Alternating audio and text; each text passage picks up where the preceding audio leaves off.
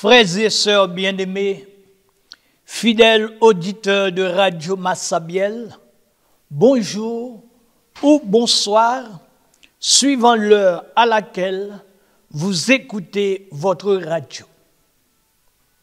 Il devient une habitude pour notre diocèse de vous offrir, pendant tout le précieux temps de carême, une série de conférences en vue de vous édifier dans votre cheminement de foi, d'espérance et d'amour vers Pâques. Aujourd'hui, nous poursuivons avec le thème « Unité intérieure, chemin vers l'unité parfaite ». Parler de l'unité intérieure, chemin vers l'unité parfaite, c'est de montrer la phase pratique du pardon. Prenons ce texte phare. Vous avez appris qu'il a été dit aux anciens, « Tu ne commettras pas de meurtre. Celui qui commet un meurtre mérite de passer au jugement. » Mais moi, je vous dis, tout homme qui se met en colère contre son frère mérite de passer en jugement. Celui qui traite son frère d'imbécile mérite d'être puni par le tribunal.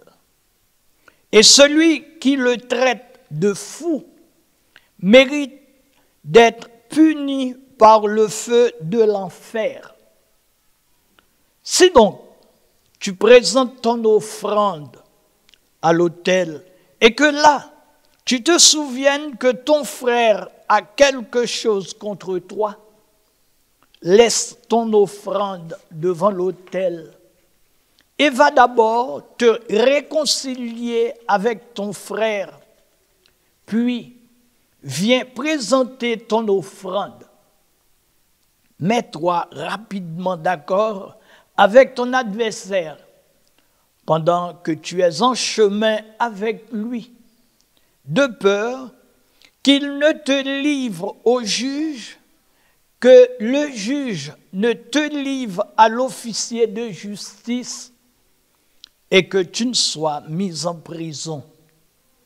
Matthieu chapitre 5, versets 21 à 23. C'est très intéressant de voir que Jésus commence pour nous parler des cas où nous sommes l'offenseur et non pas des situations où nous sommes la victime. Jésus nous invite à demander pardon. Posons-nous ces questions. Pourquoi demander pardon? Comment demander pardon? Pourquoi demander pardon? C'est une évidence. Le pardon libère. Vous ressentez un immense bénéfice quand vous choisissez de pardonner et tout votre entourage le ressent. Que vous ayez besoin de pardonner les autres ou vous-même. Pardonner vous rend libre du passé et vous donne les moyens de révéler votre véritable personne. Si vous ne voulez pas apprendre à pardonner pour en profiter vous-même, alors apprenez à pardonner pour en faire profiter les autres.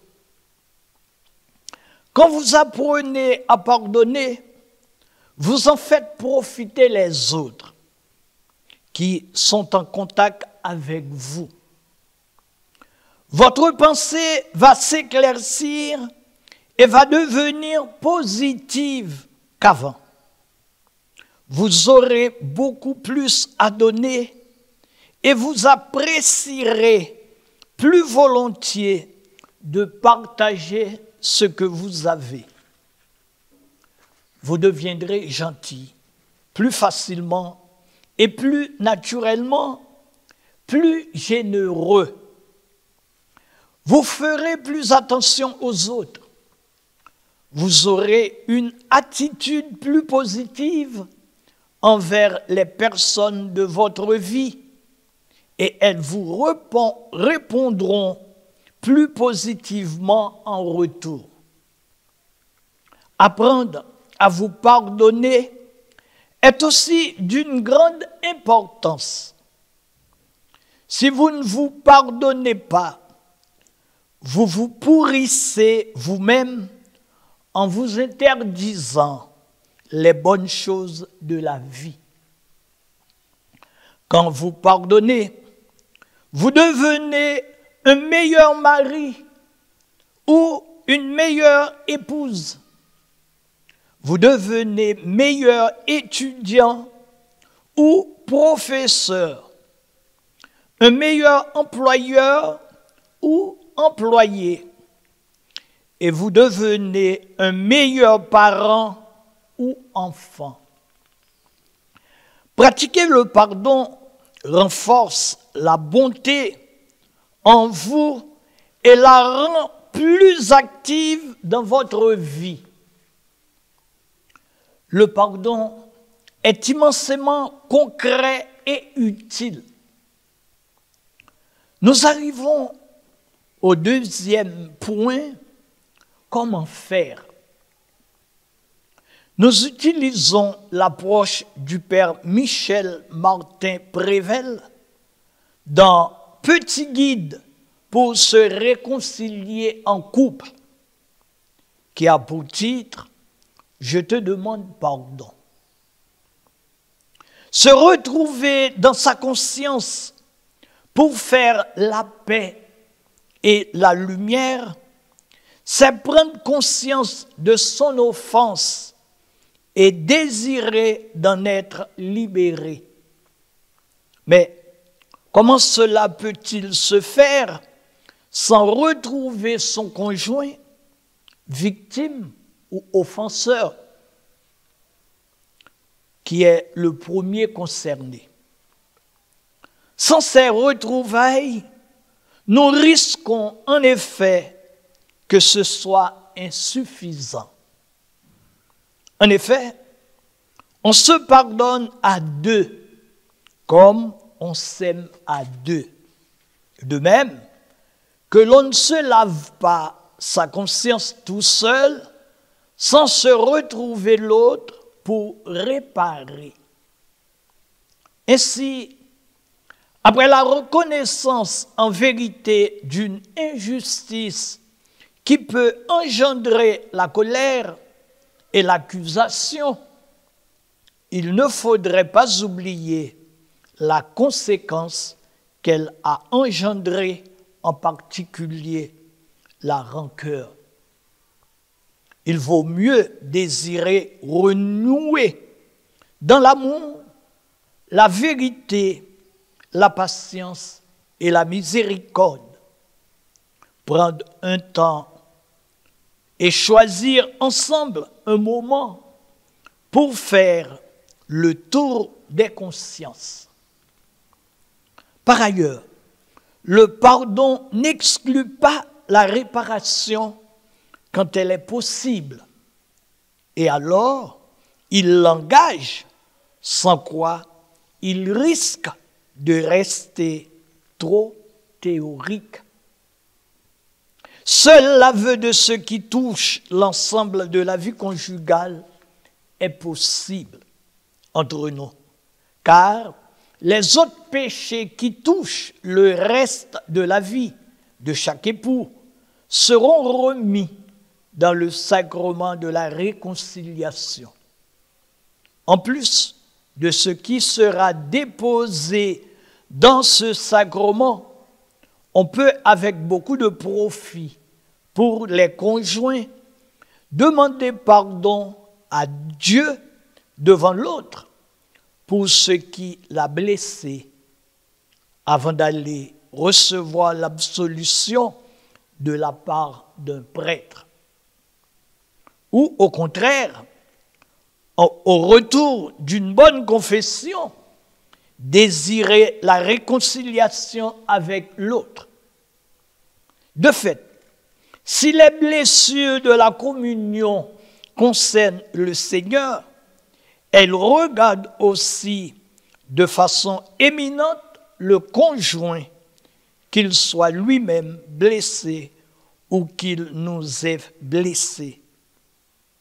Il sera bien de distinguer la demande de pardon jamais imposée pour une offense causée et le pardon accordé librement pour une offense subie.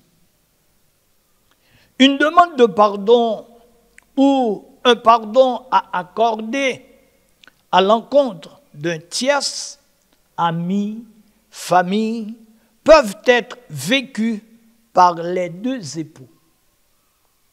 Être dans l'humilité et le repentir sont les deux conditions initiales pour commencer ce temps de pardon et de réconciliation. L'approche du couple nous invite à voir ensemble, parce que la famille, vous le savez très bien, c'est l'église domestique.